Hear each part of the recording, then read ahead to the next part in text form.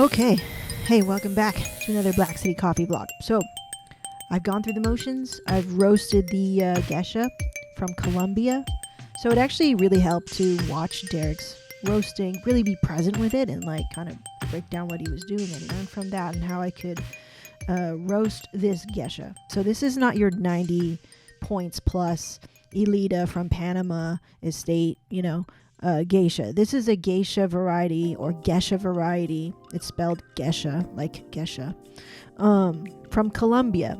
And then it's honey processed. And then it's also fermented like all the other coffees that I love before. So Pioneer, Mr. Pablo, namely, I think one of the best coffees I've had. And even before that, the one from Siempre Verde Farms, where they were doing some sort of fermentation process. Now, I truly believe in this fermentation process.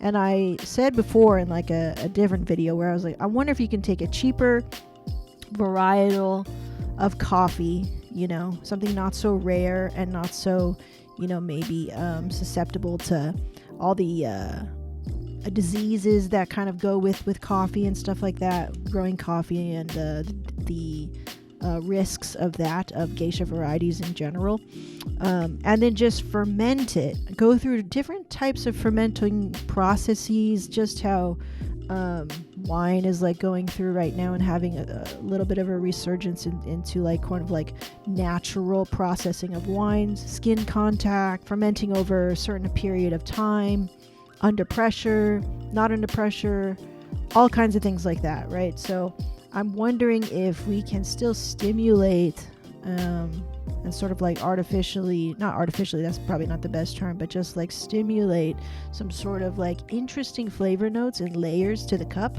so that you don't have to spend like, for example, $16 a pound like this coffee. Now, this is kind of like the best price I've ever seen for a Gesha varietal coffee, and this is from Hasea. I was like, heck, if I'm gonna, see what this is all about. And really, I think, we really got to get into this and stop sort of like speculating, but like the top of the tier of a geisha variety is from that Panama Elita estate, 96 points or something like that, some 93 points, something like that. I have it here in my cup, my Gesha. And it is not that. Okay, so let's be real about it. This is not about like criticizing the farmer or whatever, but we're going to assess this as a roaster and in terms of cost and, just kind of the normal things that people would look for in terms of assessing whether or not something is worth its price. So this is the one I have. And this is a great price, 16 something, or what is it? 16.81. Yeah. So you get a little bit of a price break when you get to the 5 pound. But yeah, that's kind of a lot when I'm not like 100% sure. Now, my number one sort of like thing that I was thinking about in terms of worth it was Jared's score, 87.75. Okay, this is not a bad score. This is more on the better side of things, I would guess. If you're over 85, I feel like you're in really good tasting notes. You're in some good complexity. You're in some good acidity in the cup. And you're doing good things, if you're in this type of score. If somebody in the coffee world is scoring you 87.75, you're almost 88. That's pretty good. Very good. Okay, so we say very good, actually. But I know and have tasted what a 90 points geisha tastes like, namely from the Elita estate. Now, the difference, I think, is, in a weird way, the best of both worlds. The best acidity, the best sweetness, the best body, the best mouthfeel, the best finish. That's when you're reaching 90 points. If that's what you're kind of thinking, what makes a coffee 90 points? It's also too in the smell, smell, aroma, fragrance. That's also a big part of the score. So that plays into it too. And the fragrance that comes off of this particular coffee is nothing special, actually. To me, it smells like a lot of the coffees that are maybe 7 $7 a pound, even, $6 a pound, something like that. And so nothing special, nothing jumps out at you. If you were to put this geisha on the table with Tiger Mountain and Pioneer, like if I'm thinking about my cupping table right now, I wouldn't be able to know. And I wouldn't go, ooh, what is this? I would just say, that smells fine. Okay, let's go cup it and see what's up. Now, in the cup, okay, what I get, I wrote it down. Actually, we're not going to get into the cupping yet. So let's talk about how I roasted it. Okay, so Jared says, this coffee is an incredible complexity with a very delicate cup profile. Okay, roasting too light will yield some less than pleasant vegetal results. So we want to avoid vegetal flavors. If we hit any vegetal flavors in our cup, we'll have gone too light.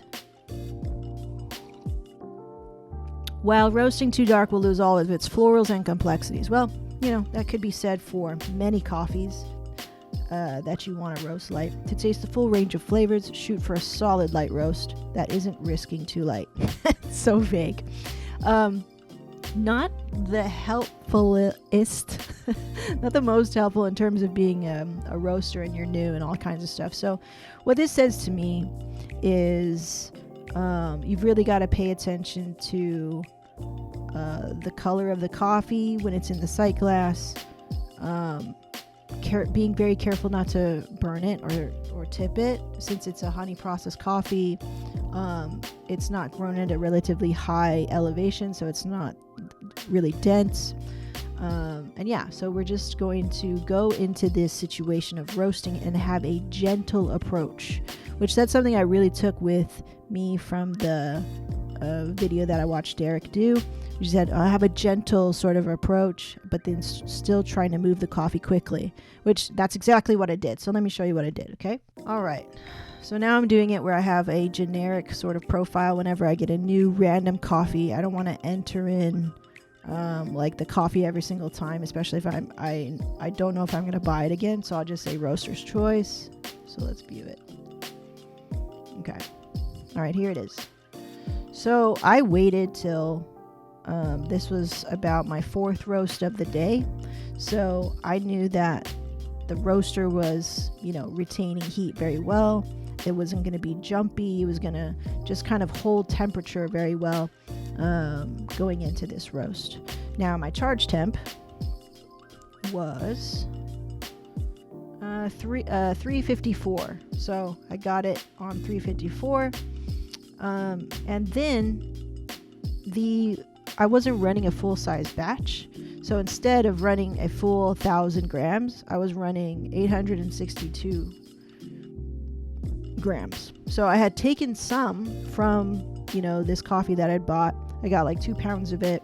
I took some and I roasted it in my little Ikawa roaster just to give another contrast, because I didn't want to just come here and roast it one time. So I wanted something to contrast it with, which was really helpful. I'll tell you about that in a minute. Okay.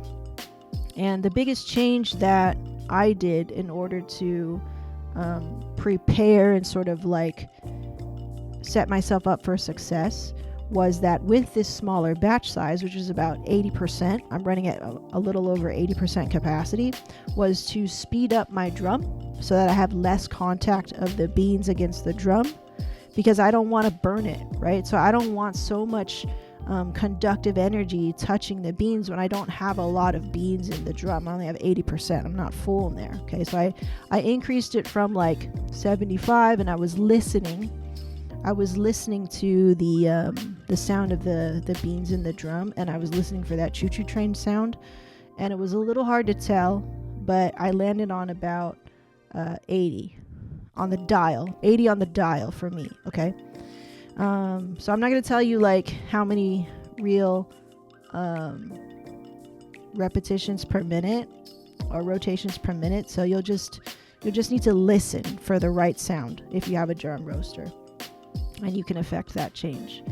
And then I did not start at 100% power. I started with about 80% power because I felt like it was going to be too much heat. and I wasn't going to soak, so I just started with 2 kPa instead of 2.5 kPa. Okay, so those were the biggest changes, and then the rest I just kind of roasted it like I normally do. So we had our turnaround at 133. This is 10 seconds earlier than it normally is for me. Usually it's like 144 or 145. So right away that signaled to me that I'm running a little hot, right? So I backed off on the heat a little bit here before even hitting green to yellow transition. And I think that was a smart move. I think I could have even come off a little bit more, but I just was like right under 2 kPa. And then at 347, I was hitting green to yellow already. So this is early for me. But I have to also remember, maybe it's not early. It's fine, because again, we're running at an 80% capacity drum. Okay, so I was like, okay, whatever. I didn't let any of this freak me out. I think that was important. Whenever you deviate from what you normally do, like, don't freak out. Like, just kind of like trust the process, trust watching the ROR. Kind of hopefully you have a little bit of roaster's gut with you in these times that you are being more experimental to get you through these sort of like weirder moments as a roaster.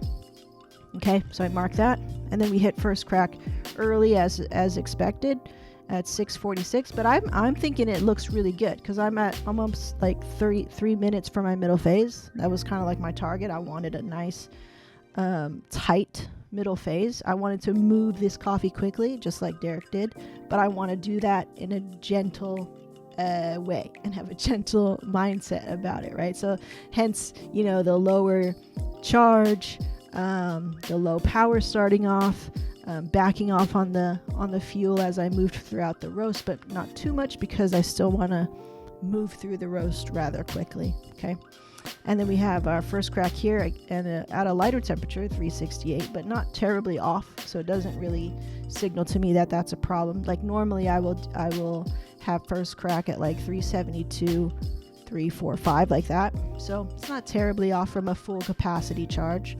And then I dropped it at 8 minutes, and I waited for this to tell me, like, I looked for a nice color. I was like, okay, there's only so much I can tell from color.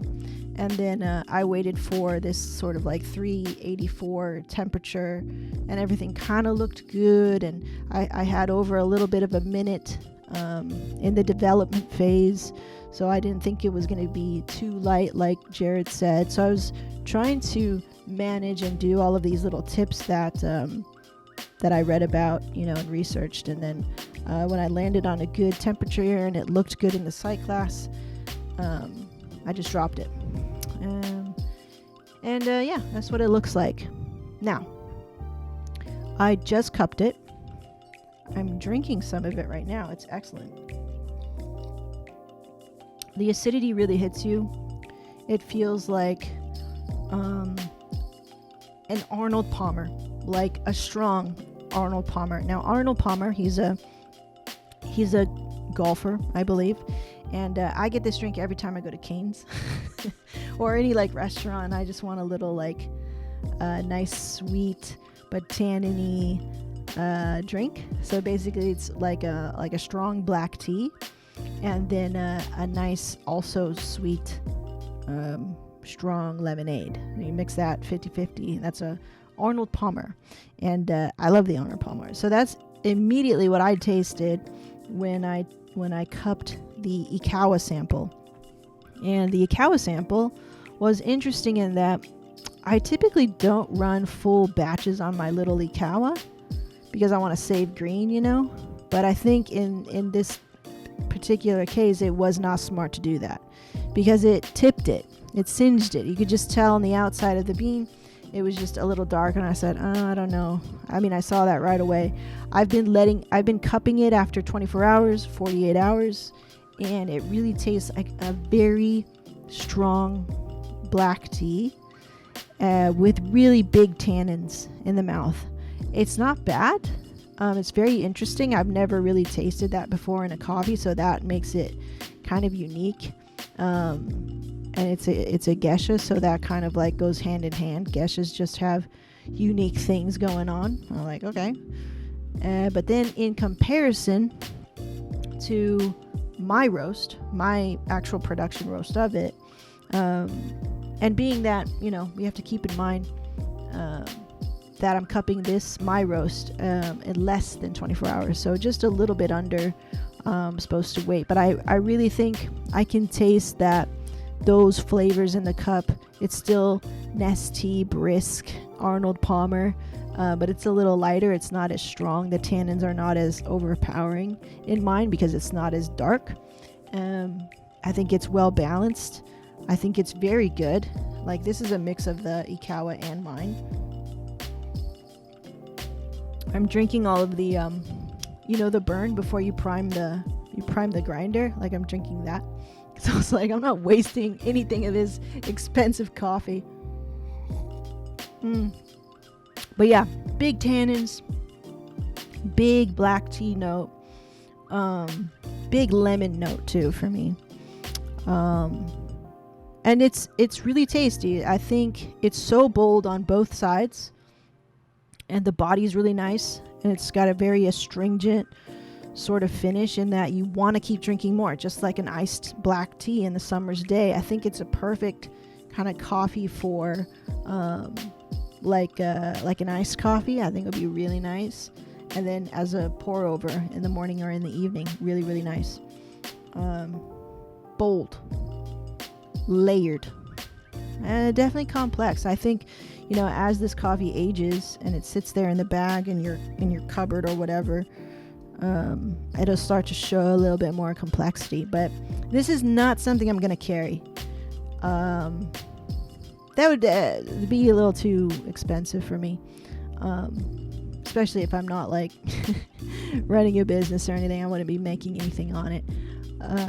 But very interesting. I thought it would be cool because I'm roasting some for birthdays and gifts and stuff like that. But it's not something I'll carry on the site. It's a bit too expensive for me. I would rather spend on something like Mr. Pablo.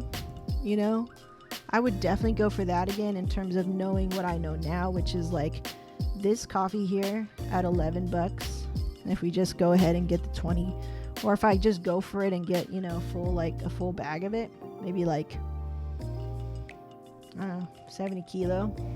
That's gonna cost like $800. So maybe just get the 20 kilo. This is good enough for me. I think this is really, really good, Mr. Pablo. I call it Mr. Pablo. Are these different? Natural. No, it's the same, isn't it? Oh, they are a little different. Oh, this is the one. 168-hour fermentation intensifies. Yeah, this one. I would rather get this one than this one. That's my opinion. On a financial, cost-effective thing, this is perhaps more marketable in that the word Gesha is, some people will automatically see that as something as super special and want to spend the extra money. But I don't think they're there yet in terms of like this being comparable to the geishas of Panama or something like that. Complex, very good.